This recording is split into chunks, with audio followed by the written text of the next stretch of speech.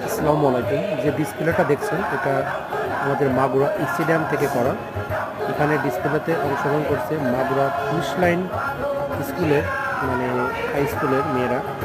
এখানে কুচকাওয়াজের শেষে যে ডিসপ্লেটা হচ্ছিল বিজয় দিবস উপলক্ষে এই ডিসপ্লেটা প্রদর্শনী করছিল। অনেক সুন্দরভাবে এটা তোমরা পরিচালনা করছিল, ভালো লাগছে ভিডিওটা দেখে।